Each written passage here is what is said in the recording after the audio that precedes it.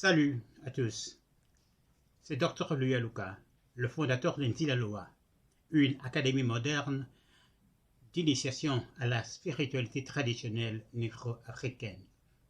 Nzilaloa comprend deux branches, une branche de recherche appelée Institut des sciences animiques et une branche initiatique appelée Nzilaloa. Nzilaloa est donc une académie d'initiation au mystère divin Congo.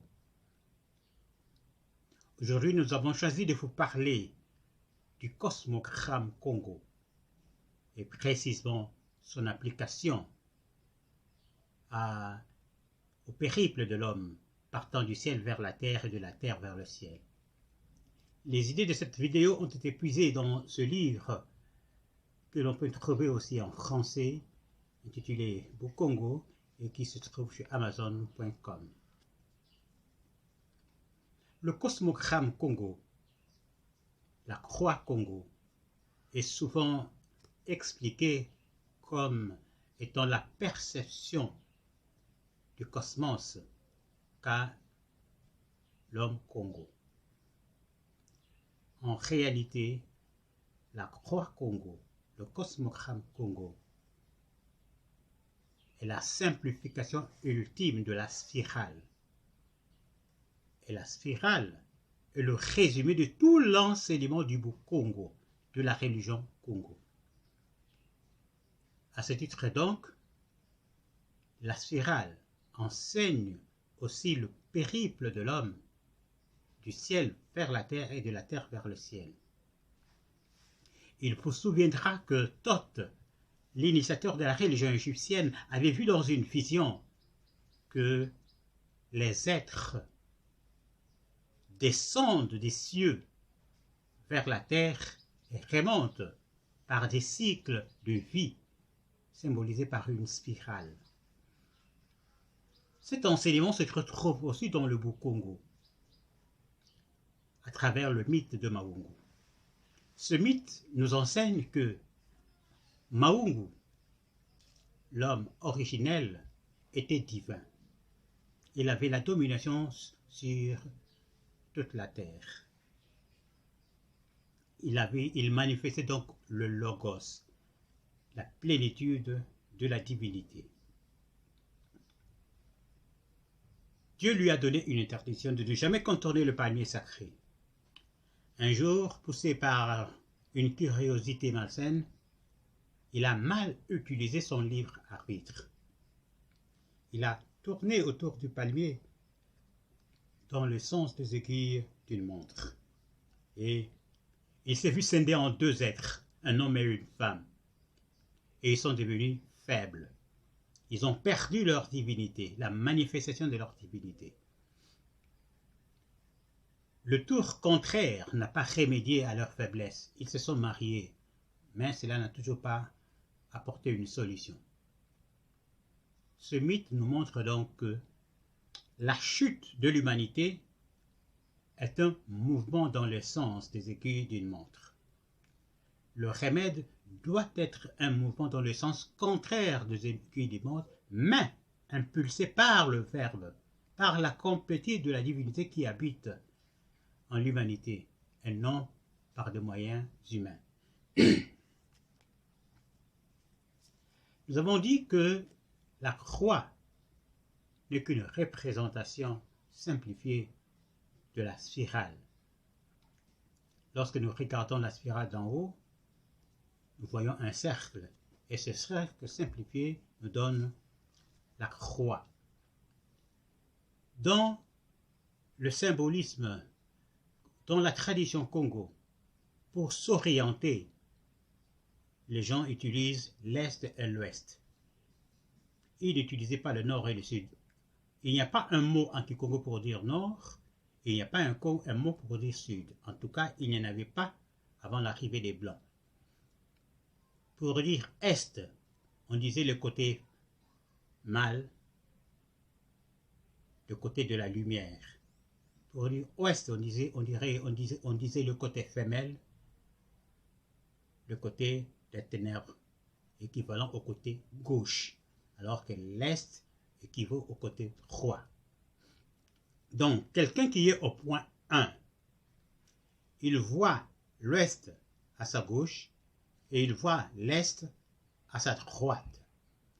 Lorsque le point 1 symbolise la lumière, le point 2 symbolise les ténèbres. Lorsque le côté supérieur symbolise le monde des vivants de ces plans, c'est-à-dire le Ntseke, la partie inférieure symbolise le monde des ancêtres, Mpeba, qui est aussi symbolisé par l'eau. Et les deux mondes sont séparés par la ligne 3-4 que Foucault appelle la ligne Kalunga. Pour nous qui sommes en Ntseke, comme je l'ai dit, nous voyons l'ouest à notre gauche et nous voyons l'est au point 3. Mais pour ceux qui sont en Pemba, la situation est l'inverse. Ils voient l'est au point 4 et l'ouest au point 3. Ainsi, Maungu, lorsqu'il est tombé dans sa chute, il est parti du point 1 vers l'ouest, parce que c'est la chute. Chuter, c'est aller de la lumière vers l'obscurité, vers l'ouest. Je vous ai dit que l'ouest symbolise l'obscurité.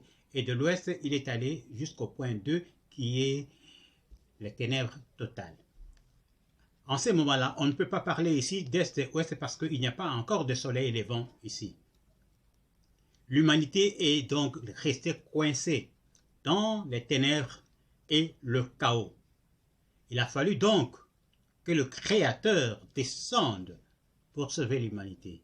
Mais puisqu'il descendait, il faisait aussi un parcours dans le sens des aiguilles d'une montre. Il est parti du point 1 vers le point 4 au point 2. La différence entre le Créateur et l'humanité est que la descente et l'humanité déchue est que la descente du Créateur était impulsée par son amour de sauver son prochain, d'où il n'avait pas perdu la manifestation du Verbe en lui. Il pouvait donc chasser les ténèbres. Tandis que l'humanité, qui était descendue par le péché, avait perdu la manifestation du Verbe, d'où elle ne pouvait pas se sauver par des moyens humains, c'est-à-dire par elle-même. Arrivé au point 2, le Créateur a donc chassé le ténèbre.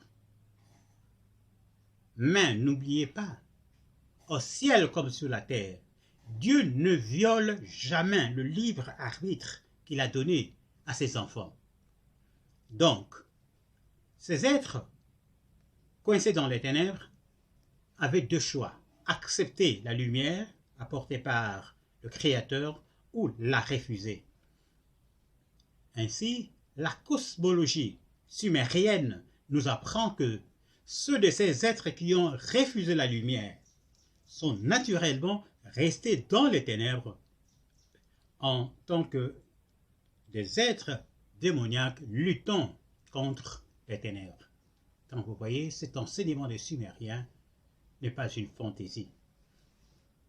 Et ceux qui ont accepté la lumière avaient aussi, selon leur livre arbitre, deux possibilités. Aller vers la lumière, c'est-à-dire à l'est de Mpemba ou à l'est de Ntseke. C'est-à-dire, ils pouvaient accepter la lumière dans tout son éclat, ou c'est-à-dire dans un sens ascendant ou dans un sens descendant et venir à Ntseke. Ceux qui ont accepté la lumière dans un sens ascendant sont venus au point 4. Ils n'ont donc pas franchi la ligne Kalunga. Ils constituent les premiers ancêtres saints, le premier Mpemba.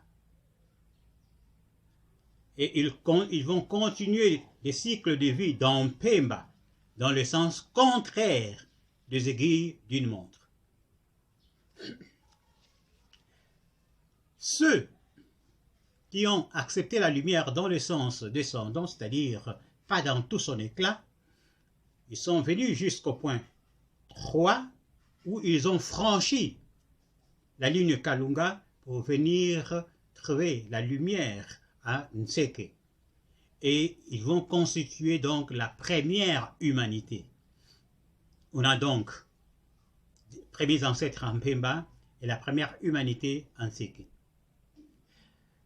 La question est donc de savoir comment est-ce que ces gens qui ont évolué dans le sens des aiguilles du monde, comment ils vont retrouver le point 1? Comment ils vont retrouver leur divinité? Eh bien, ils vont retrouver leur divinité grâce à l'initiation. L'initiation va d'abord les amener du point E vers le point ouest. Car n'oubliez pas, l'ascension, c'est un mouvement dans le sens contraire des aiguilles d'une montre. C'est ce que le mythe de Mahungu nous apprend. En allant d'est à l'ouest, il meurt. Il part de la lumière vers l'obscurité. Cela veut dire que la personnalité vile, la personnalité pécheur doit mourir, doit être abandonnée. Eh bien, dans le processus d'initiation, le candidat commence effectivement par mourir symboliquement. Et en mourant, il vient en Pemba. Cela veut dire aussi que les êtres humains ne peuvent pas entrer au ciel avec leur incarnation physique.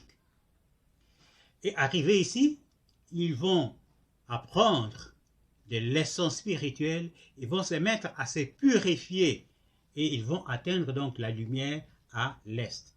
Est-ce qu'ils vont franchir la ligne Kalunga? Physiquement, oui. Physiquement, ils vont franchir cette ligne pour se retrouver, pour retrouver la communauté Nseke et participer à leur évolution et à l'évolution de leur communauté.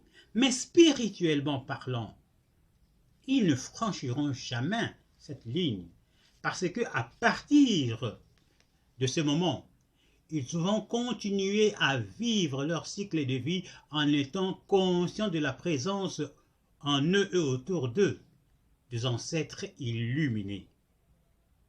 Donc, ils vont continuer à vivre dans Mpemba. Ainsi, nous avons vu qu'il y a deux croix.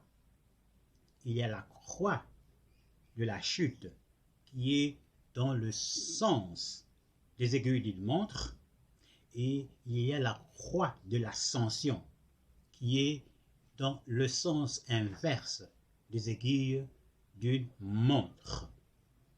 Et la croix est le résumé de tout l'enseignement de la religion Congo. Il ne convient donc pas de résumer la croix aux aspects cosmologiques.